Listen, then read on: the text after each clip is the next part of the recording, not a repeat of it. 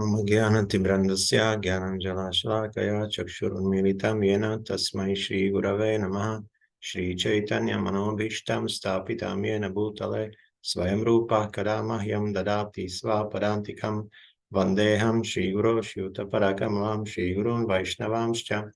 श्रीरूपं साग्रजातं सहगणरघुनाथं वितं तं सजीवं साद्वैतं सावधूतं परिजनसहितं कृष्णचैतन्यदेवं श्री राधा कृष्ण पादान् सह गणललिता श्री विशाखान्वितांश्च। हे कृष्ण करुणा सिन्धो दीनबन्धो जगत्पते गोपेश गोपिकान्त राधा कान्त नमोस्तुते। तप्तकाञ्चन गौरांगी राधे वृन्दावनेश्वरी वृषभानुसुते देवी प्रणमामि हरिप्रिये। वंशकल्पतरुभ्यश्च कृपा सिन्धुभ्य एव च पतितानां पावनेभ्यो वैष्णवेभ्यो नमो नमः। श्री कृष्ण चैतन्य प्रभु नित्यानंद श्री अद्वैत गदाधर श्रीवासादि गौर भक्त वृंद। हरे कृष्ण कृष्ण कृष्ण हरे हरे, हरे Ram Ram Ram Hare Hare. Hare Krishna. So today we'll continue with the reading from Bhagavad-gītā as it is from His Divine Grace A.C. Bhaktivedanta Swami Prabhupāda, founder-ācārya of International Society for Krishna Consciousness. So last time we finished the section about the naiṣkarmya or bhakti-yoga, that we are adding consciousness and also detachment from fruits of our activities. And we spoke also about some glories of this approach, that also the results of our past activities, if we are focusing Krishna consciousness, we will not suffer the reactions.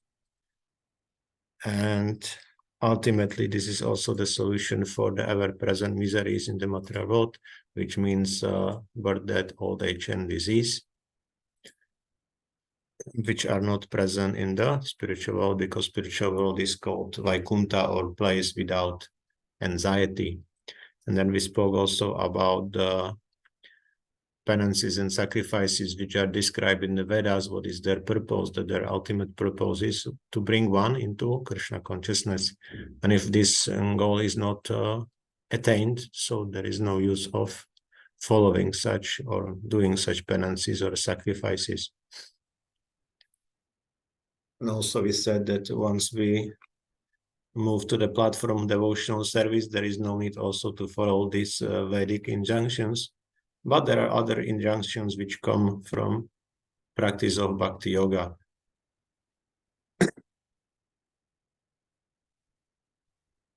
Okay, so continue with new section, that by practicing, which is basically the goal of this chapter, by the process of naiṣkarmya, detached work for the pleasure of the Lord, one can realize the self as an eternal servant of Krishna.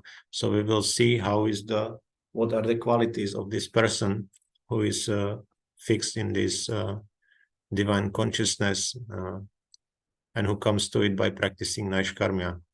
It is called sthita-prajña in Bhagavad-gītā.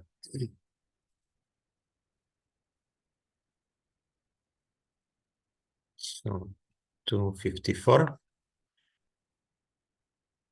Arjuna uvacha sthita-prajñasya ka bhāsha samadhistasya keshava sthitade kim prabhāsheta kimasita vrajeta kim.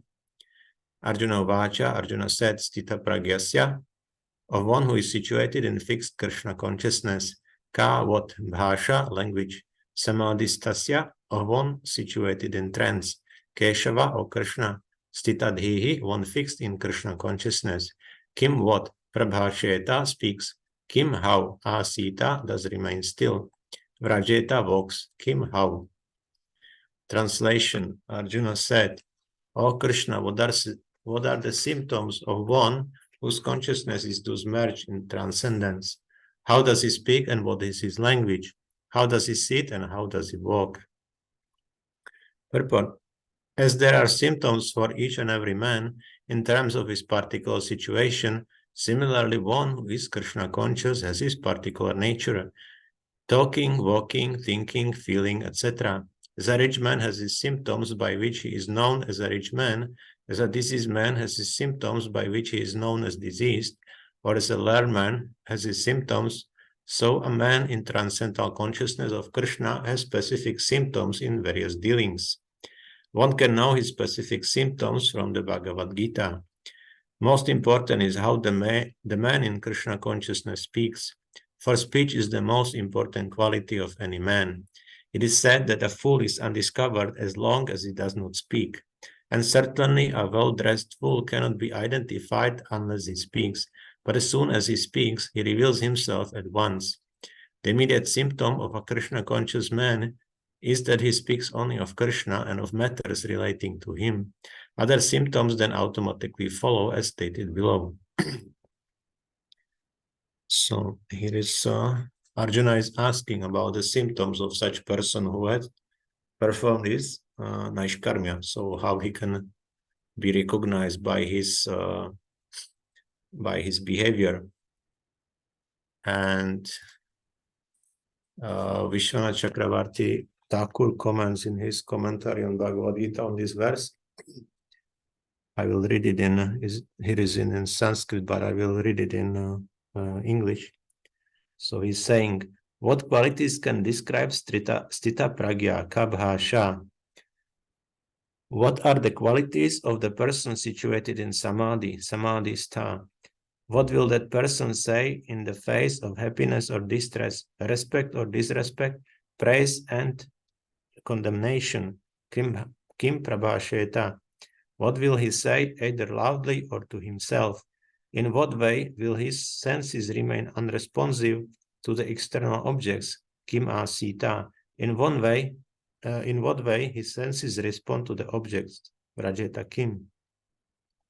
So Krishna will explain these particular questions because Arjuna is asking of different things, like how he sits, means how he is unresponsive to the external objects. Then what is he speaking, if there is a happiness or distress or respect or disrespect, praise and condemnation, means kim prabhasheta is the question in Sanskrit. And also, what is there more? Yes, also, in what way his senses response to the objects, rajeta kim. So means how he walks in English translation. So basically there is, if there is some input, how he mentally processes it, whether he comments it or not. This is how he speaks. Then how he sits, how he is indifferent to different sensory inputs or external objects, and how he walks means how he responds to these objects, by what activities. So this is commentary of Vishwanath Chakravarti Thakur. So 55.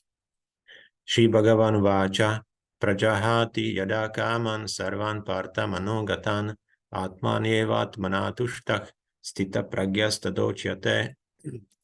Shri Bhagavan Vacha, the Supreme Personality of God, had said, Prajahati gives up yada when Kaman desires for sense gratification, Sarvan of all varieties, Partha or son of Pritha, Managatan of mental concoction, Atmani in the pure state of the soul, Eva certainly Atmana by the purified mind, Tushtaha satisfied, sthita-prajña transcendentally situated, Tada at the time Uchyate is said.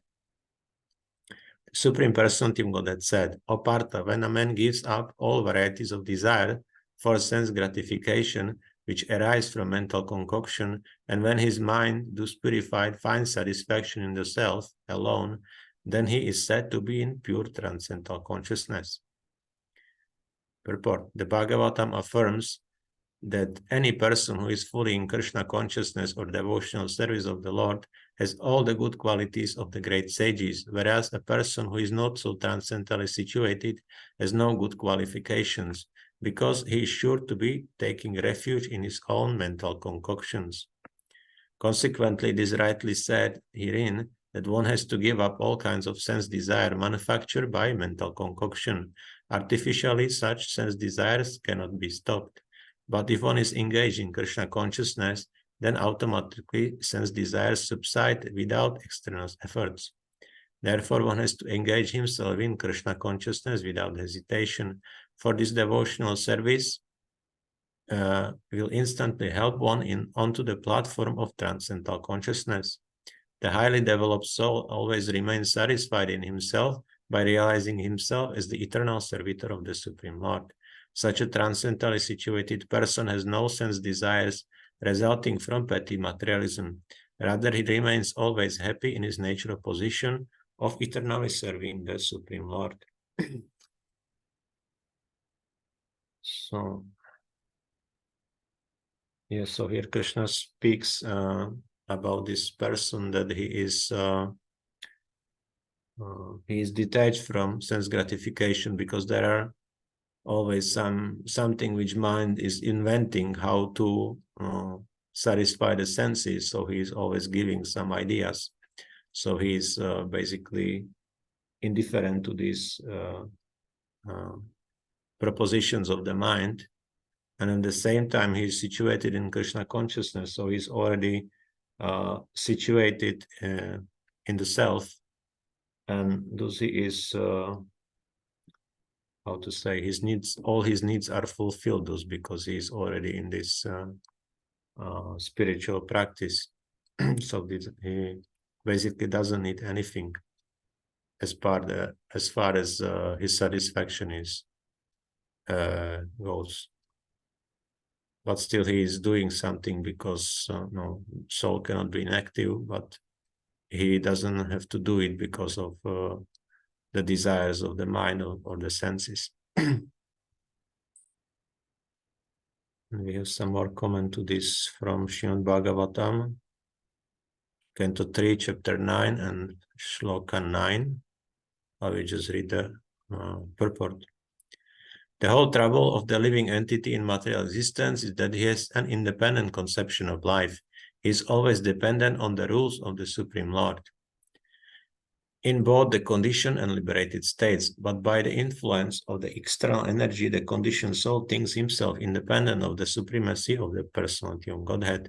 His constitutional position is to dovetail himself with the desire of the Supreme Will, but as long as he does not do so, he is sure to drag on in the shackles of material bondage.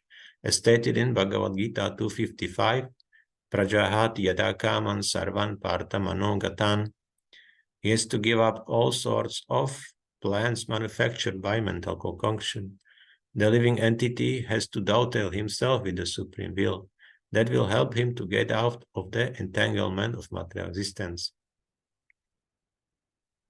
And also one more purport from 8th Canto, Srimad Bhagavatam, 21, Chapter 28.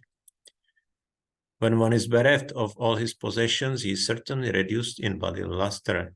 But although Bali Maharaja has lost everything, he was fixed in his determination to satisfy Vamana Deva, the Supreme Personality of Godhead. In Bhagavad-gītā, such a person is called sthita-prajña. A pure devotee is never deviated from the service of the Lord, despite all difficulties and impediments offered by the illusory energy. Generally, men who have wealth and opulence are famous, but Bali Maharaja became famous for all time by being deprived of all his possessions. This is the special mercy of the Supreme Personality of Godhead toward his devotees. The Lord says, Yasyaham anugrihnami harishye tadhanam shanaihi. As the first installment of his special favor, the Lord takes away all the possessions of his devotee. A devotee, however, is never disturbed by such a loss. He continues his service, and the Lord amply rewards him beyond the expectations of any common man. Comment. When we are in material world, we have to deal with various klesha which acting on us, how to deal in transcendence. And basically, the idea was there, I think, in this previous verse. Where is it? It's not possible to do it artificially. I think Prabhupada mentioned it somewhere here. So only way how to do it is being immersed in service, even in thinking how we can serve the Lord. So we are focused on the service, in Krishna consciousness. Then we can we don't have to be so much disturbed by these various disturbances of, or as you say, kleshas of the material world. It is more easy than if we have proper focus, if we, how to say, if we have taste in the service. So this taste overcomes the these disturbances. But artificially is very difficult. We will deal about it, I think, next time. There will be some verses which will describe this situation about the higher taste. So this is important to develop, to have some spiritual realizations from spiritual practice. And then we know that basically that this is a safe position. If we have some realization, we don't have to bother much about the inputs from the material world. Of course, we somehow perceive them, we can process them, but we don't have to be disturbed.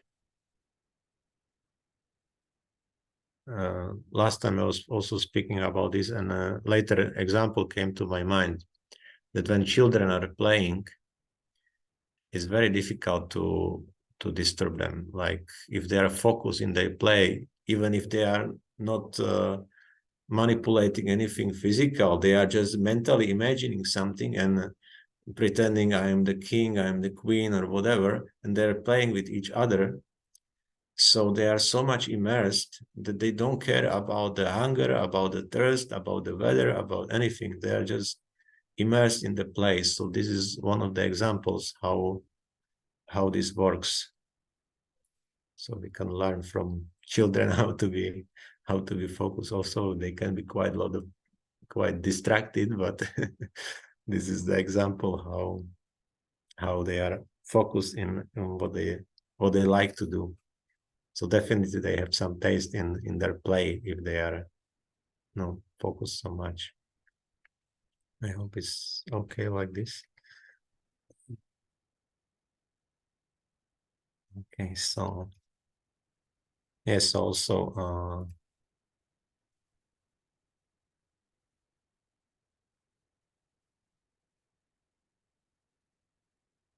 basically we prepare our situation. How Prabhupada says it, he dovetails himself with the supreme will. So we make active endeavor to put ourselves in situations when we are engaged in some service, or we are planning some service or preparing for some service. And this way we are constantly focused on it. And also here is one thing that in the case of Bali Maharaj, he was so advanced that Krishna could even take all his possessions and he was not disturbed by this. So this is very, very advanced state. Usually Krishna doesn't do it. He says it's a very special mercy from Krishna if he does this thing. He also did it to Srila Prabhupada. He took everything just to make him focus on preaching and preparing for going for West. So in case of Srila Prabhupada, it also happened that he had a great business, but ultimately he ran into trouble, and also his family was not supporting him anymore. So many things happen, and Krishna does this only to devotees who are ready for that, who are taking it as advantage, who are appreciating. He doesn't do it ordinarily, that he would take everything from a devotee, because if we are not ready, we can also lose faith or whatever. So, but for his advanced devotees, he is doing this favor also. Also, he doesn't have to take everything, but he can also, if we are sincere, he can remove some big obstacles from our path. Doesn't have to be everything, but something is bothering us too much and preventing us from devotional service. So Krishna will help us. If we want to progress, he will arrange that our situation will change and we will get into better position. Let's continue.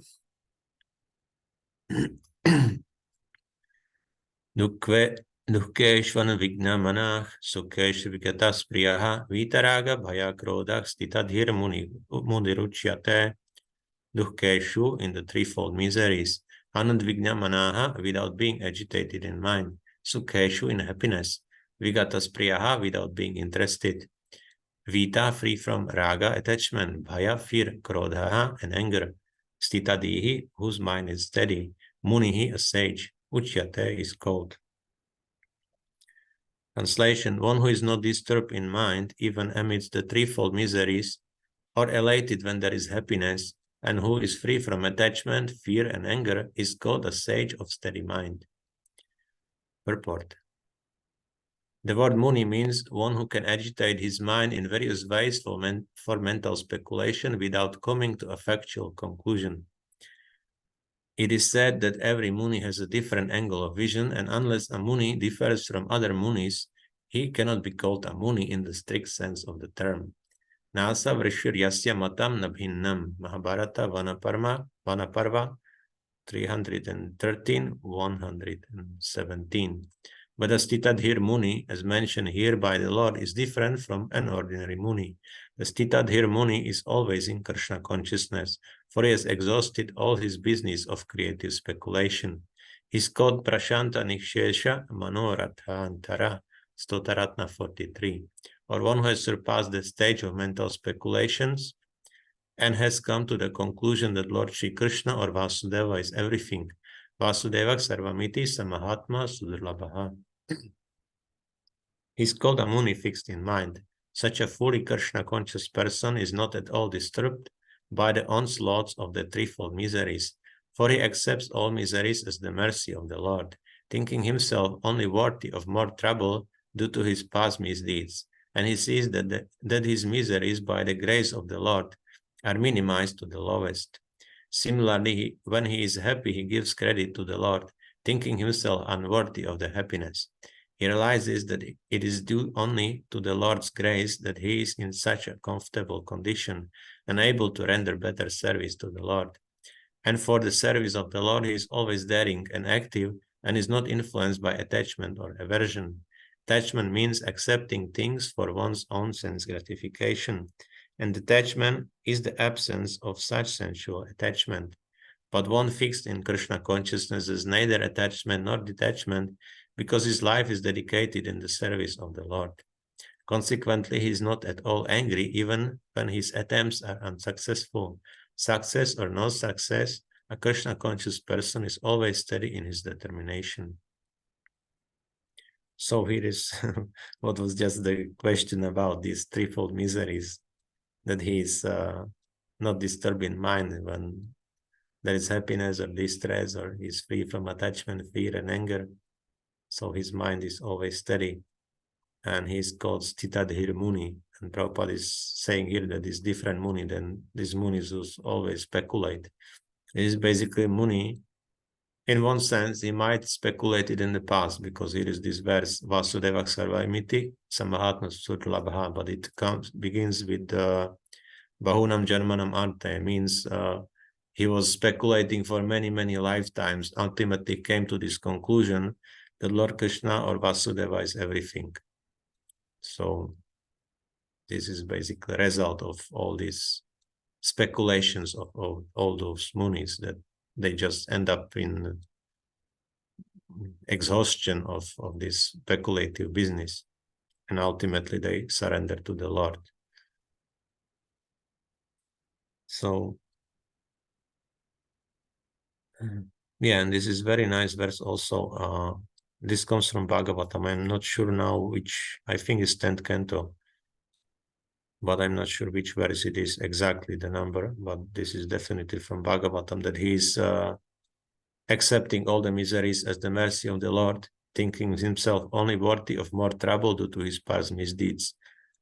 So he's taking everything as the mercy of the Lord. And also there is mention in Bhagavatam in this verse that he's all the time he's offering respects and obeisances to the Lord, and just continuing with his service and suffering the results of his past karma or activities.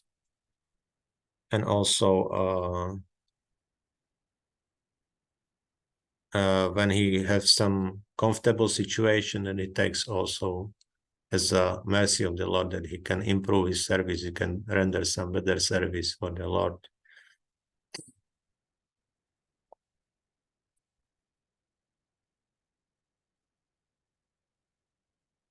Reaching to that level is not easy, because at that moment so many emotions overflows.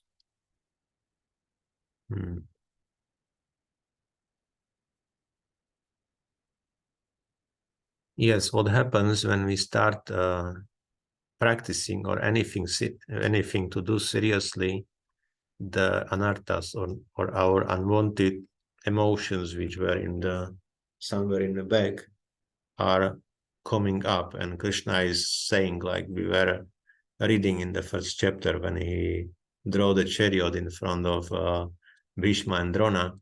So Krishna will show us our past attachments, and he will say to us, okay, now it's here. You have such experience from the past. You still want to experience this, or it's not important for you anymore? So this is why these emotions are coming. So we have to evaluate with ourselves whether this is still of any importance or not. And very important thing, if we are really focused in Krishna consciousness, then these past emotions, even if they come, they will not be so much attractive for us anymore. Like definitely we have some habits from the past which we overcame, and if we look now on it, let's say, I don't know, meat eating or whatever, we cannot even think of something like that. But before, it was so much relishing for us, or so many like sinful activities we might have done in the past, but now it's not attractive for us at all. So ultimately all these emotions will gradually go, they will be purified, but Krishna will be showing us. If we are sincere, he will show us, okay, you want this, you want that. If not, okay, I will clear it. And of course, sometimes we also have to pray to him. Okay, Krishna, I don't want to be bothered by this anymore. Please save me from this. And he will see that, okay, now he's serious, so he can remove these unwanted things, these anarthas from our heart, and gradually it will be purified. This is basically it's called anartha nivritti, when these old emotions are clearing, and it is the most laborious part in the process of bhakti. But when we go beyond it, we should not stop at this point. We should do it as quickly as possible. Is the recommendation.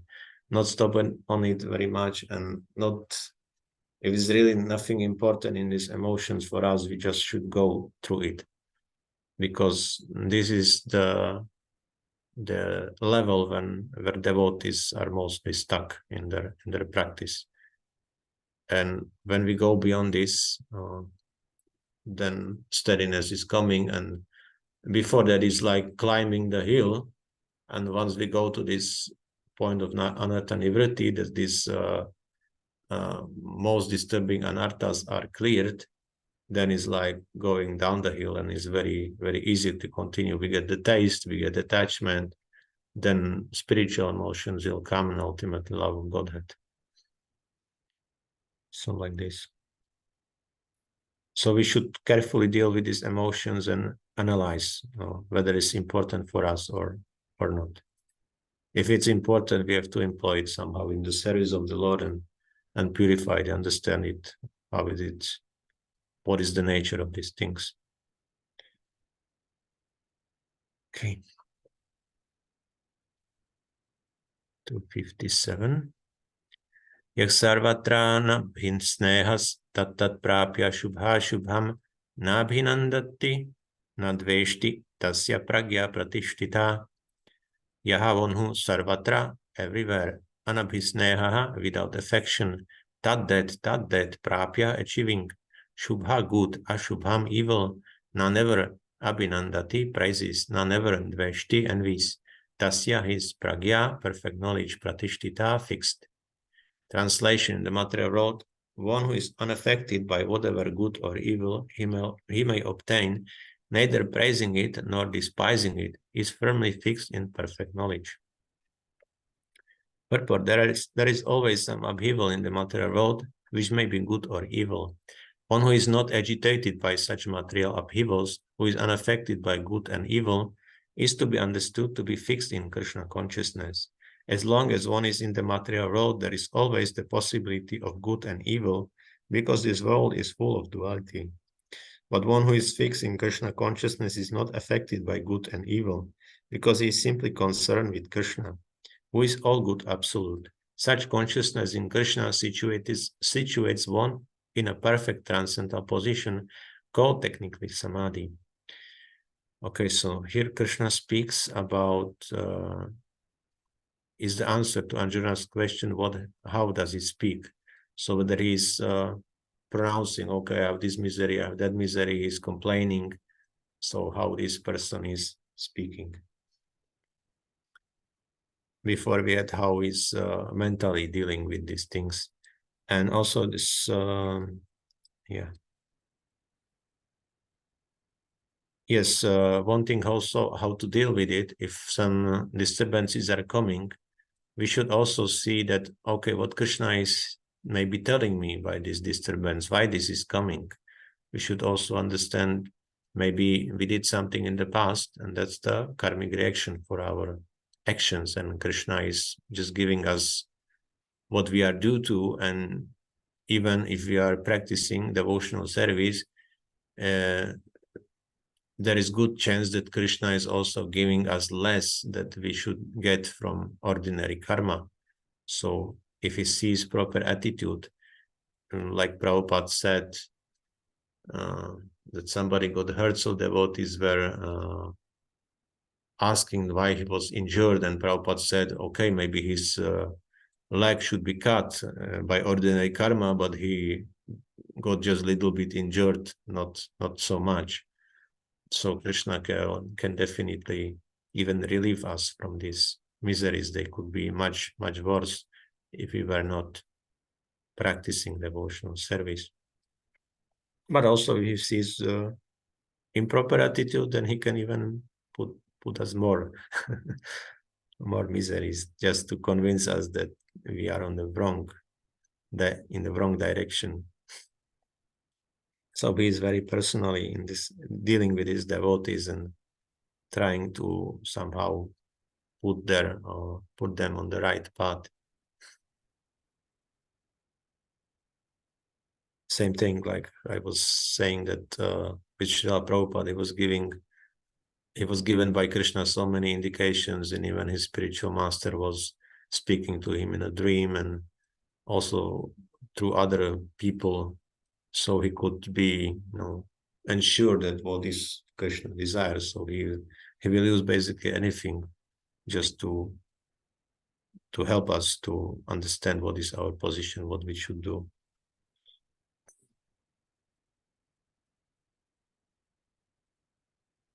Okay. I hope it's understandable or clear, or more clear. So we will continue with the last Arjuna's question, how he sits in the next session. So thank you. Hare Krishna. Srila Prabhupada ki jai. Srimad Bhagavad-gītā ki jai. Samaveta Bhaktivedanta ki jai.